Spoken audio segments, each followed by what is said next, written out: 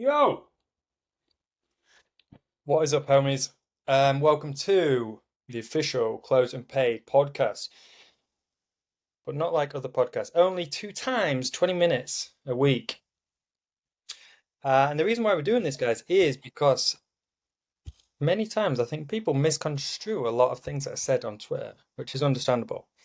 Um, and I think video content is a good way of extrapolating on all of the things we see on Twitter as well as like in our group.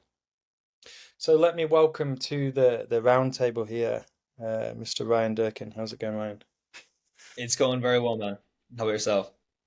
Yeah, thanks for having me on, Ryan. I really appreciate the introduction. What are we Yeah, chatting about, Ryan? yeah. Today, I figured the first one to kind of start things off would be probably why people, I would say, know you the best. Maybe know some of the stuff I put out as well, centered around kind of like the pushing for the no, but specifically to start things off, the yes or no. Because I think from conversations I've had, at least I know it's probably been 10 times worse for you, is people always get like the wrong idea with that. People always think that it's kind of like it's like too much pressure, like too salesy. But I would argue in sort of the way in which we operate a sales process, it's kind of almost like the opposite. So, like you said, I think video is probably the best place to kind of explain that concept. Yeah, do you know what? It's a really good point, right? Because people listening might know Bogdan Padura, really great guy. Been in sales a long time, manages sales team and stuff. It's really funny because we're really good friends right now. And the first interaction we had was he just saw like I guess some kind of tweet about mine about the whole yes or no, and he just I can't remember exactly, but he didn't like it. Went out of his way to say whatever, it's too pushy, too salesy, whatever. And the greatest thing is like Dylan's, Serial Sales podcast. I think Bogdan watched the podcast with me and Dylan, and like just when he heard or saw me on video, kind of doing it, changed his whole perception of why, how to say it and why it's done. And he was like, "Hey," he DM'd me and he was like, "Apologies, by the way, like." What I said was obviously wrong, and like you've opened my eyes to a different way of doing it. And from there, we became really good friends. But I think, seeing it just in text on Twitter doesn't really give that greater context, you know. Yeah, no, 100%. Because I even noticed that a lot from like even myself whenever I first started it. I would like listen back, and it almost sounded like I was being a little bit of a dick and like telling them like, "Yo, this is how it is. It's a yes or no." But it's like the complete opposite. And I think when you do it that way, it has the opposite effect, where they kind of give you a weird answer with like, "Okay, yeah." And then if you don't have a very good sales call, you kind of rely on the yes or no as if it's some like magical thing to get a decision every single time. You know what I mean? I think it's the complete opposite. A lot of times it's very like empathetic. And I think the common criticism is probably like, oh, it doesn't work on like high level people. And I think especially from both of our experience, it probably works the best on extremely high level people because they don't want to be sitting there going on sales calls and stuff like that all the time. And so if you can kind of convey that like frame or just like have that respect from them, be like, hey man, I'm really just looking for a simple yes or a no. They're like, yeah, cool, let's do it then. Yeah. I forgot who said it on Twitter. Uh, but people talk about a lot, nowadays people are savvy. They've been on sales calls a lot. People have this bad taste in their mouth because you have one bad sales call, you're on it with someone, not you as the closer, but you are on a sales call yourself as a prospect. And it's not a nice situation. They're really awkward. There's lots of tension there. And so nowadays on sales calls, you have to be different, of course. Like you have to separate yourselves. So actually high level people absolutely fucking love it when you do separate yourself. And you know, the yes or no isn't magic. It won't just separate you completely, but at least it will give them this impression like, oh, okay, this guy is like means business at least, which is in a good way. But one thing I want to say, Ryan, is like, um, and I wrote some notes here just because I was going to do a separate video on it, is people in the group and even on Twitter, they'll be like, you know, let's go back before we even address this stuff. But I'm trying my best. I just can't seem to get a decision on calls. It's so difficult. I'm like, okay, first question. Do your prospects know that you want a decision? And they're Wouldn't like, think so. no, well, no, no, no. It just, I thought that that's what everyone would understand. Like, we're going to make a decision. No, of course not. Let's make an analogy. Like, when you take a girl out on the first date, does she know that you're expecting her to go back to your place and let the business happen? I'm pretty sure she doesn't. And if I guess that might be a bad analogy because you wouldn't tell her at the start, would you? You wouldn't say I'm looking for a simple yes or a no. Probably not. You also wouldn't tell her, I'm expecting by the end of this day, I'm expecting to take you back home and do this. So yeah, maybe bad analogy. We can reverse that one. I think like the idea is still the same though. Is like people have expectations for themselves when like the prospect, back to a sales call analogy, like they don't have the same expectation. A lot of times it's presented as like a free Mhm. strategy session, right? And they get on the call and the closer's like trying to handle objections after ripping any PQ questions. And like the expectations are just complete opposites. Like they're not aligned at all. So it's like, why would they give you a decision on a free strategy session when you didn't tell them you're looking for a decision? And then you're like trying to handle a partner objection. It's like they're not even trying to give you an objection. It's like, oh yeah, like, well, now that you told me what this is, like, let me just do this and that and think about it. Like, they're not even trying to bullshit you half the time. They don't even think that you're looking for a decision, like the way things are presented. And it's funny, it took me probably like a year or so to actually like think about that. And when I explain that to like new closers who come on and send me their calls, they're like, holy shit. And then, dude, how many times have we had in the group people post, yeah, I said looking for the yes or no and got a piff straight away because it's just like prospects have that idea in their head. They're looking for a decision. And if they're kind of teetering, assuming you do a good job in the sales call, you just get more decisions. And if it's a yes, then so be it. You got a nice little commission check for it.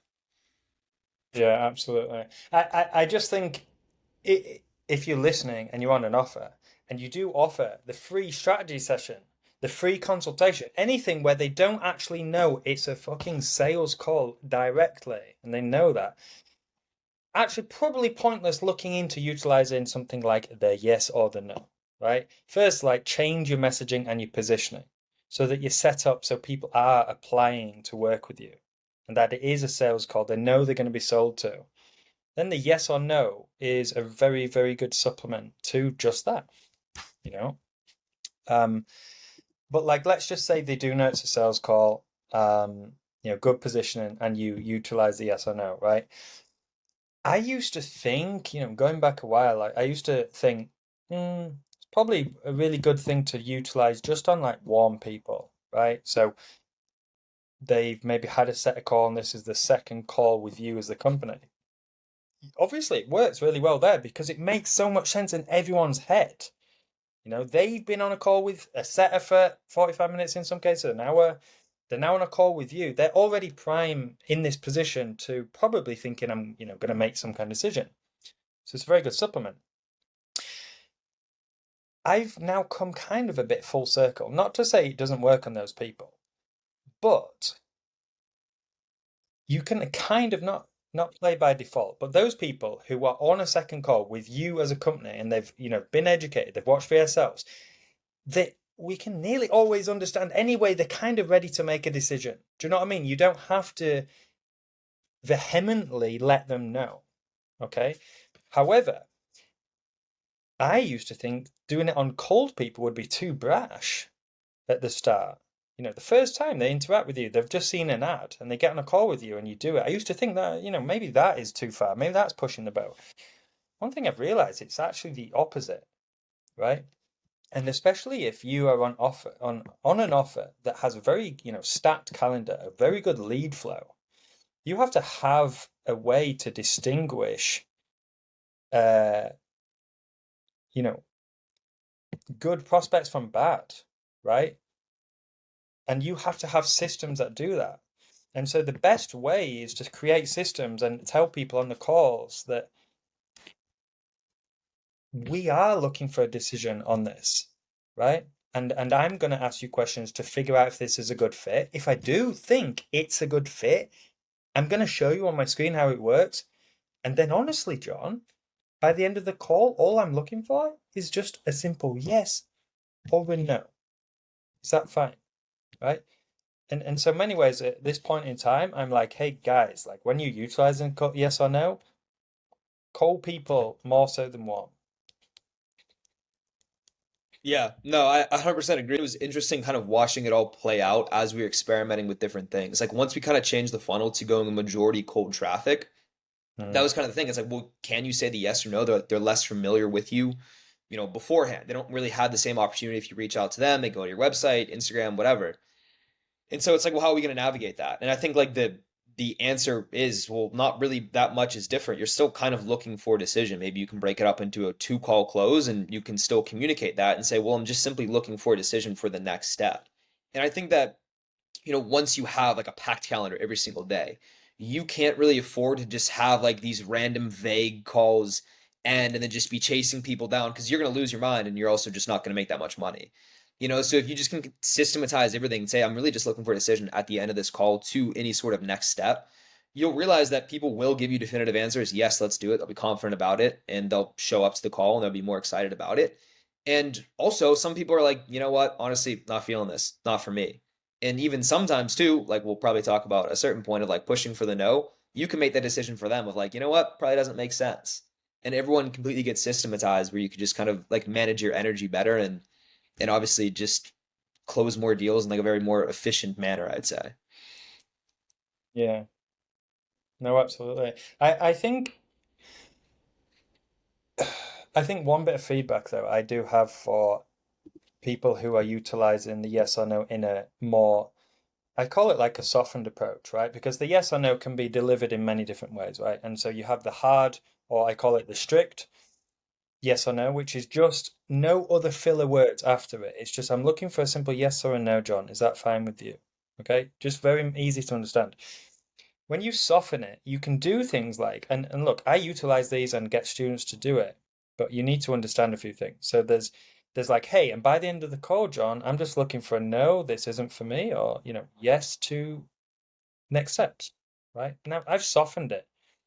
You can also do, utilize a softened approach with humor. So you can say kind of, hey, I'm looking for no, this isn't for me, or yes, take my fucking money, John. You know, that's a really good one as well because it tells them I'm looking for decision, but also opens them up because it's hilarious.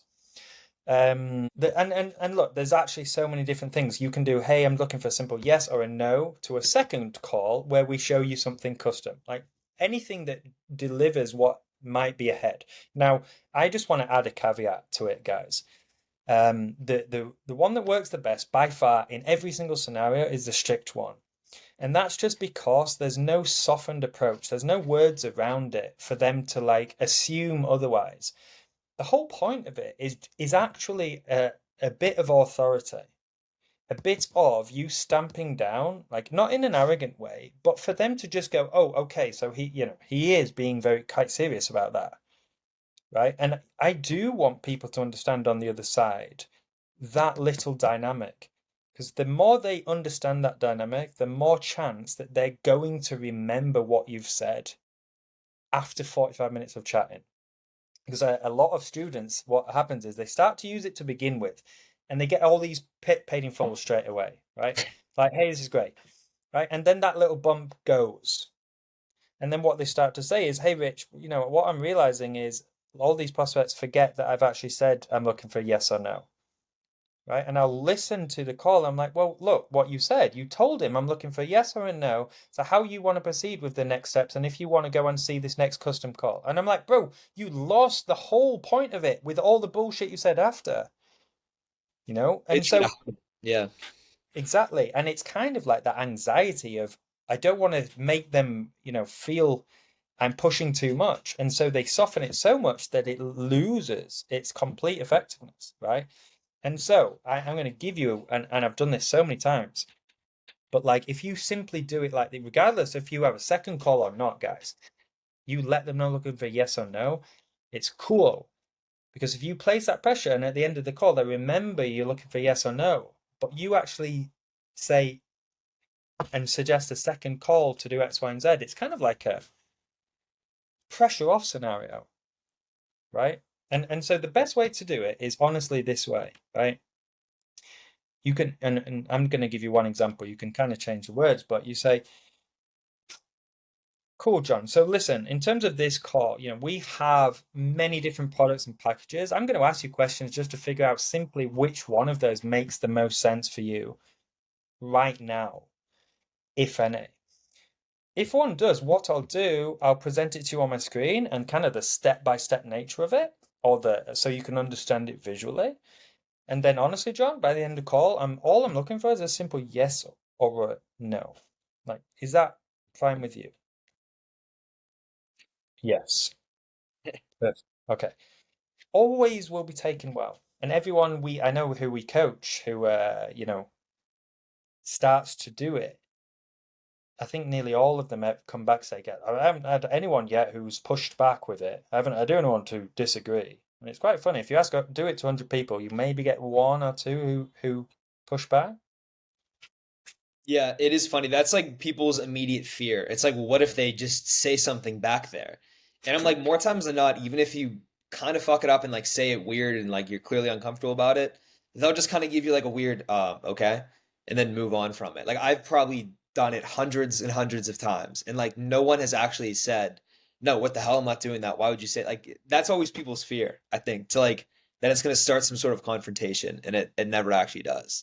And I think that everyone should just start doing the yes or no for the one time. Like the first time that it ever happens, where like it gets to the end of the call and the prospect goes, well, I mean, I know you're just looking for a yes or a no. It's crazy. Because I remember the first time that happened to me, I was like, that's fucking crazy. Because it was for like a 65K package. And she like couldn't decide what she wanted to do. And so like what I said was like, well, I know looking for a yes or no. What we could do is just put like 10K down today and then solve X, Y, and Z through like contracts, do this. And she's like, oh, that's perfect. That's exactly what I want to do. And so then if I wouldn't have said that, it would have been a let me think about it. It would have been a, let me talk to my business partner. It would have been all this different stuff. Because she knows that you're simply just looking for a decision, she's kind of leaning toward a yes. And you can, of course, maybe like push for the PIF if you want to do that. But I just decided to go for a nice little 10K deposit. And it was a great way to do it and great way to facilitate the deal. And didn't have to sit there handling objections, which is the best part.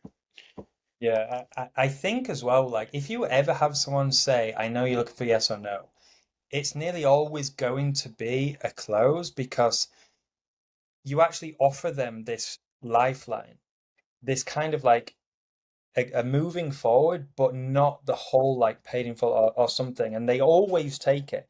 And what happens is it's, if you are running an offer or you're listening, sometimes what happens is clients don't know the real value of what you deliver until you start doing things with them, have more touch points, onboard them, etc., etc. So it was perfect for us. Like we used to just do that type of like deal on the front end, and then they would start the process, and it would become all the more clear for them to carry on with this, pay the rest. 100%. And it is like a fully conducive sales process where everything kind of flows together. Like you can't say looking for a yes or no and then just sit there begging for the yes and then beg for the PIF at the end. You know what I mean? It still like doesn't really work that way because I think subconsciously you're always going to raise that sales resistance as much as you like push for the yes. And so by saying looking for a yes or no kind of gives you that opportunity to almost like push for the no a little bit. And then at the end, if they're still like leaning toward a yes, like you said, you can kind of use a lot of different things in your favor to like navigate to a decision as opposed to just beg them to pay you right there. Yeah. So yeah, and look, the way I think if anyone's listening and you're like how to determine which yes or no to use, to soften it, to include humor, to start with when you want to implement it in the way that feels the most natural just to start. Um, but have the aim of utilizing it in a strict manner, right, guys? And it's literally just how you say it. It's nothing to do with, putting people off or whatever. But the last thing I want to just say, Ryan, is a little trick that we've been using with some of our level up guys is how to kind of bring back the yes or no into the call right at the end, right? Because some people have bloody hour long, an hour and 20-minute calls more, and I'm like, what the fuck? Of course, an hour and 20 minutes. It's kind of funny because the more people have, the longer the calls, I feel like the less it's likely to close. Like it's just chatting bullshit most of the time. But anyway, a really cool way of bringing the yes or no back in, okay, is And this is our steps, guys. So if you want to take this source and just apply it, then off you go. So we do a few tie downs before we bring in the price, right? So what we do is we get to the end of kind of the slideshow, the pitch, whatever we're showing, and we say, so John, like before I talk about price and kind of budgets here, do you have any questions? Anything you want me to clarify? Nearly always say no. And then what we do is say, cool. And oh, of course, this might sound stupid, John. And here's where we tie down, that what they've seen they actually like. Because there's actually no point, people fucking forget this, but there's no point showing them the price if they're not actually sold or love what they saw. So we do a final tie down, and I like to kind of precede it because people do this and it sounds like you're fishing, right? So if you said, oh, and by the way, do you like what you saw?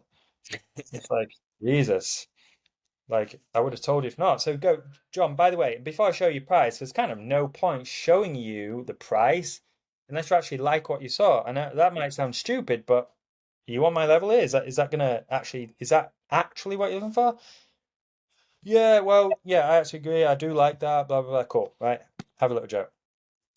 So we've got that tied down. We know they like what they see. We know there's no more kind of questions or clarification. So when we do bring up the price, we can actually just concentrate on fucking handling only price. We're not going to go back and talk technical things. So then you bring up the price on the screen, guys, right? And you don't talk long, but let them understand what they see, right? So if it's one price, let them know. If there's two options in pricing, let them know. And then be quiet. But one thing I was going to say is, just before that, is everyone likes to play this Billy Big Ball situation where they show the price and they shut up. And I get that because I've just said it.